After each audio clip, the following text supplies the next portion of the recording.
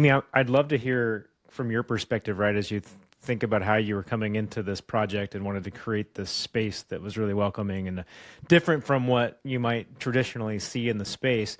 Talk about that process for you and kind of some of the things that you maybe did in this store as you guys retooled it that kind of fulfill that vision for you.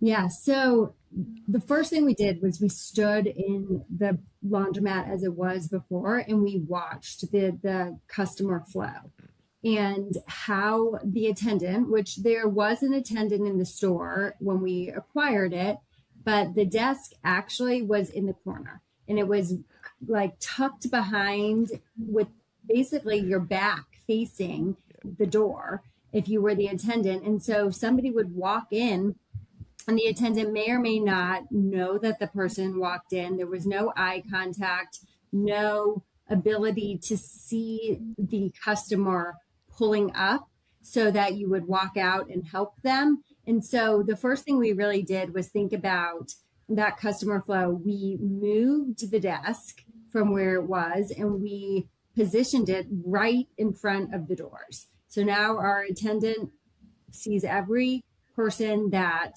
pulls up, goes, opens the door, helps them carry laundry from the car. We further moved the payment center, which before it was also tucked away in an area that you walked in, you didn't really know where you were supposed to go. We moved that. We actually built a small room to house we are using Laundroworks. And we built it right where you walk in. So now you walk in, the attendant is there, you go straight to our welcome center, which we actually put the words welcome up on the wall because we want people to see it, to feel it. We don't want any guesswork about what it means to walk in our store. We replaced all the lights in the ceiling tiles. We painted bright colors. We have signs that are bright and cheerful, and everything that we've done in the store is intentional, and it's to create a feeling so that we can create this better laundry day. We think that no matter if it's pickup and delivery or if it's an in-store experience, that we can deliver something exceptional that both transcend the laundry, because what we want to do is have everybody have a better day. And I think that through our customer service and our physical spaces, we can accomplish that. Yeah, I really like, you hit on the word, you said you were really intentional, right? And I think that intentionality with looking at the customer's experience and what does it feel like when they come in to your store and what are they going to feel in that first few moments?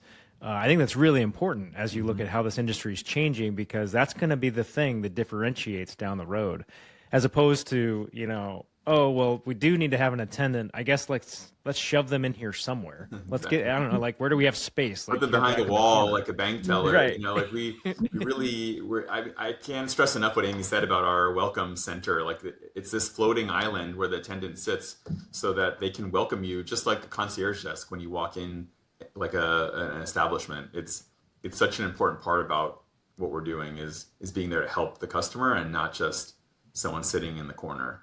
Yeah, being able to see a smiling face, right? Like seeing somebody who actually looks at you and smiles at you. Right. And then for our attendants, we're spending time with them, training them. Both Avi and I come from backgrounds where we led teams, and we believe that our attendants really are providing value in our stores, and we're spending time with them and working on professional development with them. So we're really excited about that aspect of the business as well.